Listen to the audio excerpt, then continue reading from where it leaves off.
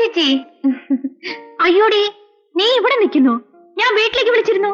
ഞങ്ങൾ ഷോപ്പിങ്ങിന് ഇറങ്ങിയതാ. യമുന കടയിൽ നിൽക്കുന്നുണ്ട്. ഞാനിന്ന് നാളത്തേക്കുള്ള ടിക്കറ്റ് റിസർവ് ചെയ്യാൻ വിചാരിച്ചു. ആണോ? ഞാനും അതിനാ വന്നേ. പിന്നെ ഇന്ന് വൈകുന്നേരം നമ്മുടെ മീറ്റിംഗ് ഉണ്ട്, അതിന് വേണം കേട്ടോ. 5 മണിക്കല്ലേ? വരാം.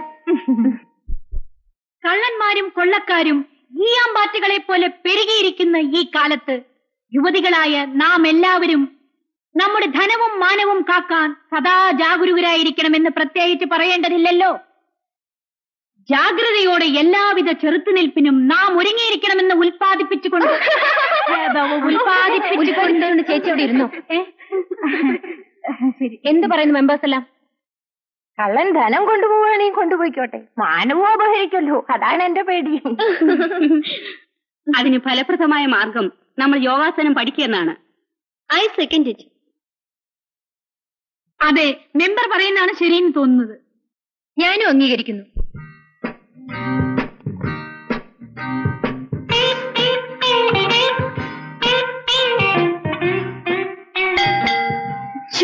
അങ്ങനെയല്ലേ ചേച്ചി? നാക്ക് നല്ലപോലെ നീട്ടണം. ഇനി ശ്വാസം ഉള്ളിലേക്ക് വലിക്കണം. നെറ്റി മുട്ടിന്മേൽ തൊടണം.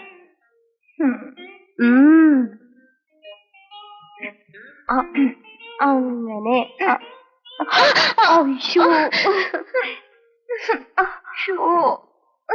എടി, കുറച്ചുകൂടി ഈസി ആയിട്ടുള്ളത് നോക്കടി. ശരി. കാല് കവച്ച് വെക്ക്. ഇച്ചിരൂടെ കവച്ച് വെക്ക്.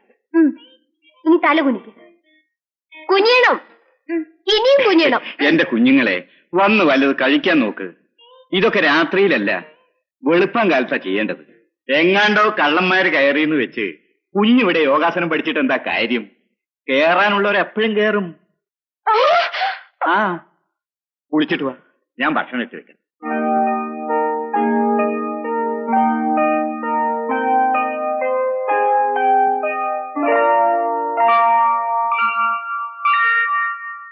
യമുനെ, എന്താ ചേച്ചി?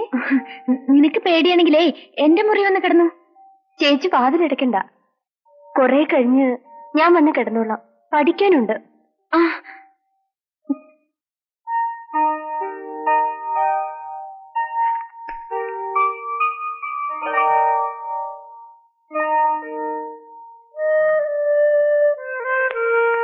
സുരേഷ്,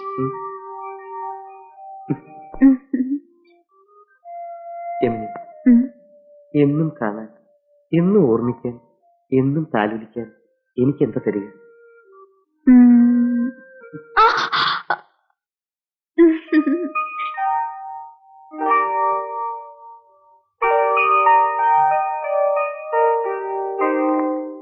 ഒരു കള്ളന്മാർക്ക് ഇവിടെ കയറാൻ മനസ്സ് വരുത്തല്ലേ എന്റെ ദൈവമേ.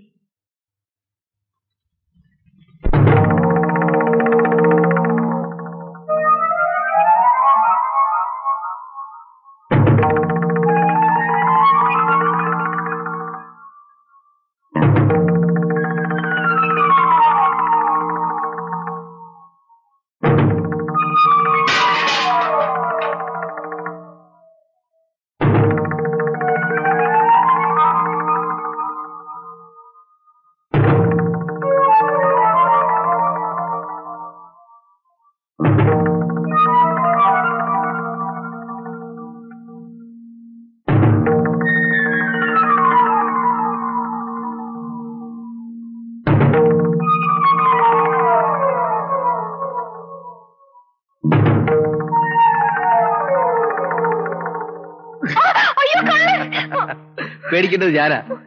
ചേട്ടനായിരുന്നു. ഇതെന്ത് വരവാ? ഞാൻ പേടിച്ചു പോയി. അതല്ലേ ഞാൻ മിണ്ടാതെ പതുങ്ങി വന്നത്. എവിടെ ചേച്ചി കള്ളൻ? കള്ളനോ? ഏത് കള്ളൻ? ചേട്ടനല്ലേടി. നീ കണ്ടില്ലേ ചേട്ടൻ വന്നത്? പിന്നെ ഞാനല്ലേ പറഞ്ഞയച്ചത് ചേച്ചി ഉറക്കമാണെന്ന്. നിനക്ക് ഒരുപാട് പഠിക്കാനുണ്ടെന്ന് പറഞ്ഞില്ലേ? പോയി പഠിച്ചോ. ടെസ്റ്റ് പേപ്പർ അല്ലേ? നല്ല ആളാ. 2 ദിവസമായി ഞാൻ ഫോണിന്റെ മൂട്ടി കുത്തിയിരിക്കുന്നു. ഒന്ന് വിളിക്കുമെന്നും പറഞ്ഞു. അയ്യോ, എന്റെ കുഴപ്പമല്ല. ഞാനും ട്രൈ ചെയ്തോണ്ടിരിക്കുകയായിരുന്നു. Line out of order. എന്ത് ചെയ്യാനോ? ഞാൻ എന്തുമാത്രം വിഷമിച്ചെന്നോ. അതൊക്കെ ഇപ്പൊ മാറില്ലേ? ആ, ലൈൻ ക്ലിയർ ആണല്ലോ. ഇവിടെ കുഴപ്പമൊന്നുമില്ല. അത് കേട്ടാ മതി. അല്ല പിന്നെ വേറൊരു കാര്യം ചോദിക്കാൻ മറന്നു. നീ എന്താ ഇന്നലെ മീറ്റിങ്ങിന് വരാഞ്ഞ്? അതേ മിനിഞ്ഞന്ന് രാത്രി ചേട്ടൻ വന്നു. അത് പറ. പിന്നെ ഇന്നലത്തെ നമ്മുടെ തീരുമാനം എന്താണെന്ന് നിനക്കറിയാമോ? എന്താ?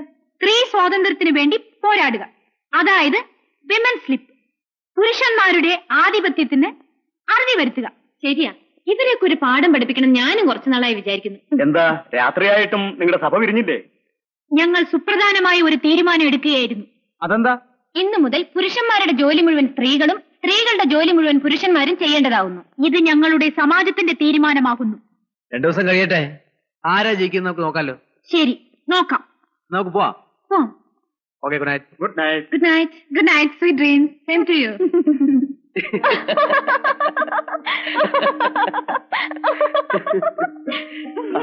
സുമൻ, നീ വാ.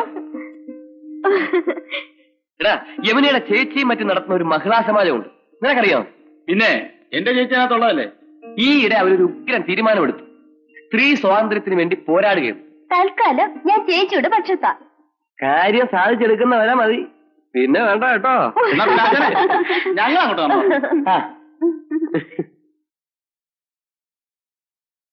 ഈശ്വര, ഒരു കുഴപ്പവും വരുത്തരുതേ.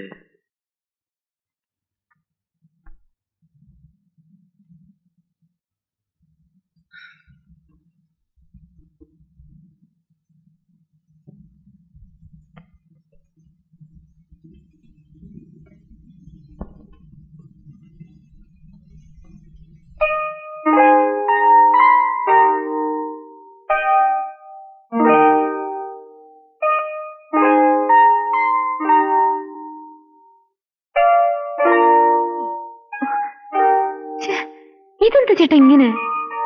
ആണുങ്ങളുടെ ജോലിയെല്ലാം പെണ്ണുങ്ങൾക്കാണേ.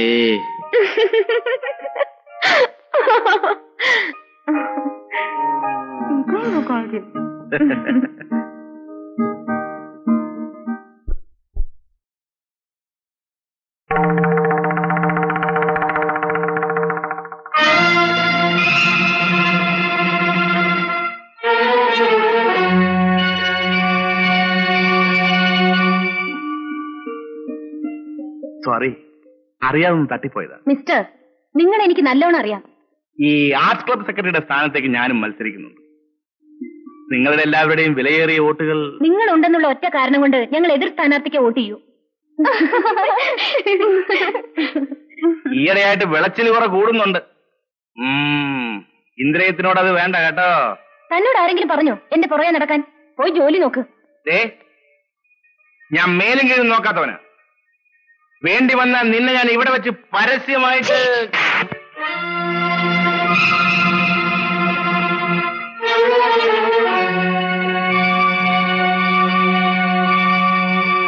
എന്നെങ്കിലും ഞാനിതിന് പകരം ചോദിക്കുവടി.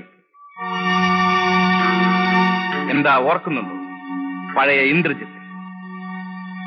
4-5 വർഷം കഴിഞ്ഞു കണ്ടിട്ട് അല്ലേ? ഞാനിങ്ങനെ കറങ്ങി ഇവിടെ എത്തി. പ്രത്യേകിച്ച് ജോലിയൊന്നുമില്ല. ഞാനിങ്ങനെ ഒരു പരോപകാരിയായിട്ട് നടക്കും.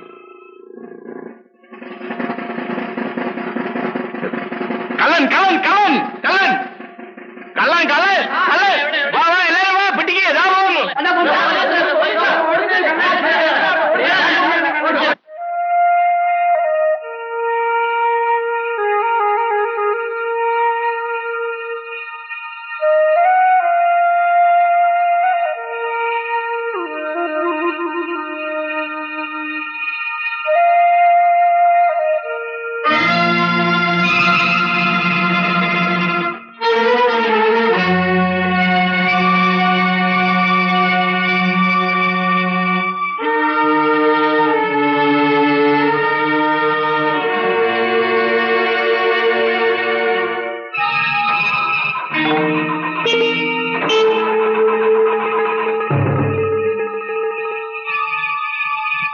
മനസ്സിലായില്ല അല്ലേ? ഞാനാ ഇന്ദ്രജിത്ത്. തണുപ്പായതുകൊണ്ട് ചുമ്മാ ഒരു കെട്ട് കെട്ടിയെന്ന് മാത്രം. പോരാത്തതിന് സ്വല്പം വെള്ളവും അടിച്ചു. വണ്ടിക്ക് എന്ത് പറ്റി? എന്തോ ഒരു തകരാറ്. ബോണറ്റ് തുറക്ക്, ഞാൻ നോക്കാം. അല്ല ഈ വണ്ടി ഏതാ?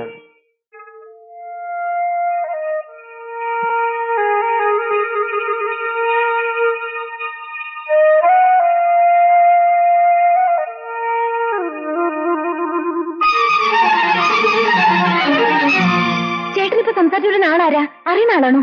എനിക്കേതാ അറിയില്ല. അയാള് വൈഎംസിയിലേക്കുള്ള വഴി ചോദിക്കായിരുന്നു. അയാളുടെ ഒരു YMCA.